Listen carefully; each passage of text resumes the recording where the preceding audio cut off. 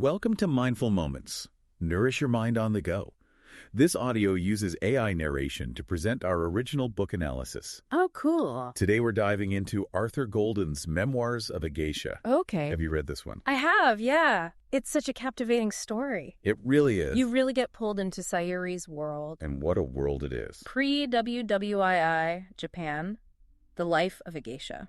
Talk about an insider's perspective. It's amazing that Golden was able to capture that so vividly. You really feel like you're right there with Sayuri. Experiencing everything she does. I think the way he starts the book is so powerful. How so? Well, he introduces us to Sayuri's childhood in this tipsy house. Right on the coast. Yeah. Practically hanging over the ocean. Exactly. Such a striking image. I know. And it really sets the stage for the precariousness of her life. You can almost feel the fragility of her existence. Yes.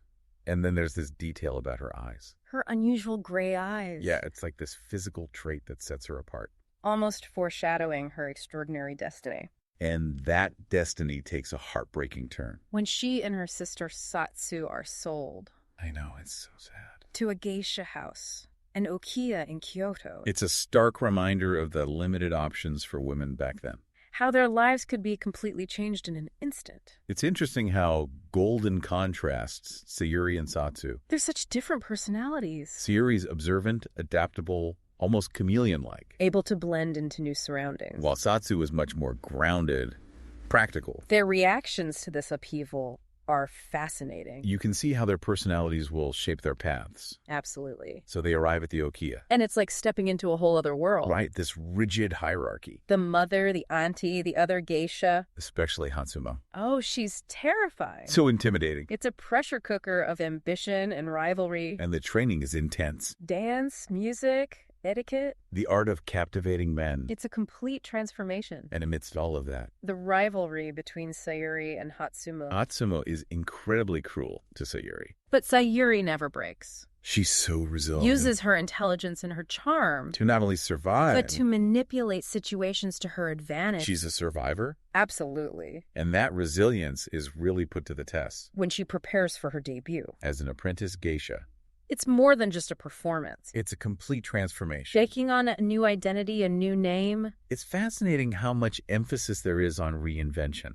And performance. In this world. It's not just artistic performance, though. Right? It's also navigating this system of patronage. The dana. These wealthy men who support geisha. Financially and socially. It's a delicate dance. With expectations on both sides.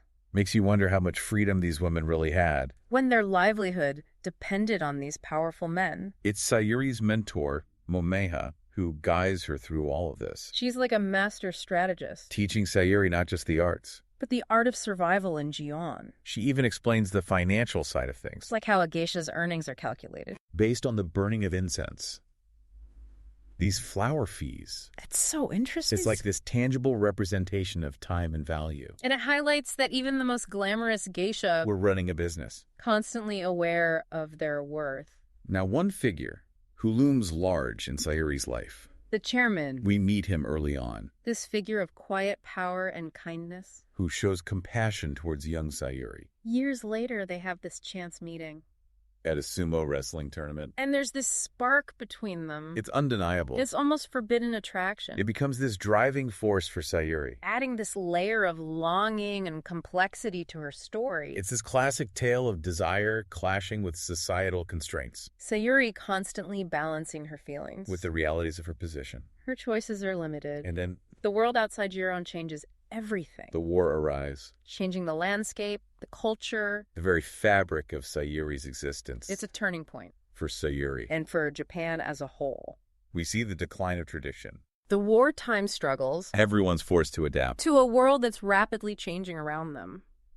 It's really during this tumultuous time that we see this interesting shift in Sayuri's relationship with Nobu. Nobu, the chairman's business partner. Right. He was initially presented as a potential Dana for Sayuri, if you recall. Yeah, Momeha even kind of nudged her in that direction. But there always seemed to be this disconnect between them. Nobu, successful and pragmatic. He just didn't seem to fully grasp the nuances of Sayuri's world. I think he saw a kindred spirit in her. Someone he believed was as ambitious and strategic as he was. But he was only seeing the surface, the carefully crafted persona. It's a geisha. Not the depths of her emotions, the yearning she held for the chairman. It's almost like a tragic misinterpretation. Both of them playing roles, hiding their true selves. Behind these carefully constructed facades. It makes you wonder if genuine connection was even possible. In a world built on appearances. And then there's this shocking revelation. About Momeha. Her true motives for taking Sayuri under her wing.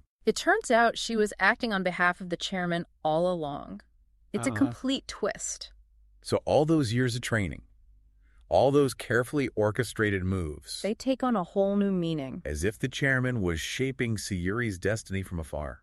It adds this incredible layer of complexity to their relationship. Was it manipulation? Or a genuine act of love?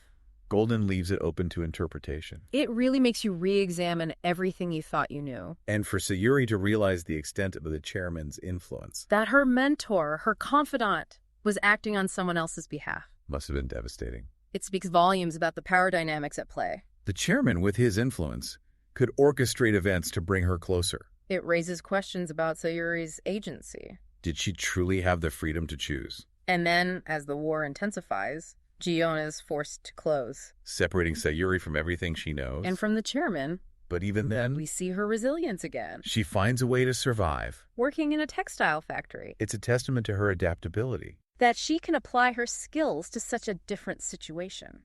What does that tell you about people we often perceive as delicate? That beneath the surface, there's often incredible strength. Fascinating. And when Gion eventually reopens, the stakes are even higher for Sayuri.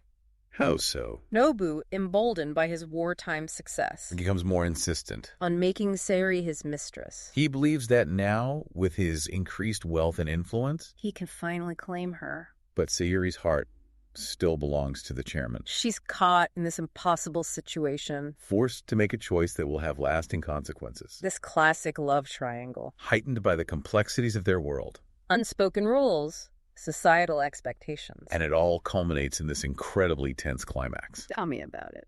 Sayuri desperate to secure her future with the chairman. She devises this risky plan. We see her cunning and determination in full force. Using her knowledge of these men, their desires, to force their hand. It's a gamble. A high-stakes game that could lead to her ruin or her triumph. You're on the edge of your seat the entire time. Wondering if she'll succeed, if she'll get what she's always longed for. And Golden doesn't disappoint. He delivers a resolution that's both satisfying and thought-provoking. Sayuri achieves her goal. Becoming the chairman's mistress? But it comes at a cost. She sacrifices her independence, her freedom, to live in the shadows of his world. Is bittersweet. Raises questions about the true meaning of happiness. Can it exist within such constraints? Or is it always a compromise? A question that stays with you long after you finish the book. The novel ends with Sayuri reflecting on the ephemeral nature of life. The fleeting beauty of the geisha world. And the power of memory. She finds a sense of peace. In her memories. In the knowledge that she lived a life unlike any other. Filled with beauty, heartbreak. And ultimately a quiet kind of triumph. Such a powerful story. It really sticks with you. Doesn't it? It's not just a love story, though. Right. It's so much more. It's a glimpse into this vanished world. A meditation on beauty and resilience. Golden also weaves in these subtle critiques of societal constraints, especially for women.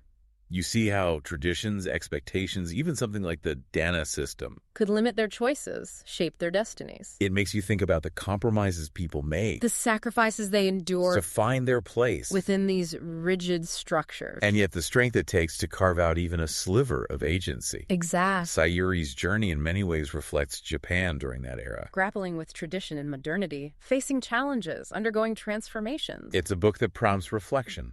On identity, love, sacrifice. And the enduring power of memory. If our deep dive today has sparked your curiosity even a little, I highly recommend reading Memoirs of a Geisha yourself. It's a journey worth taking. You can find a link to purchase the book in the show notes. And if you enjoyed this discussion, be sure to subscribe to our channel for more deep dives into captivating stories and thought-provoking topics.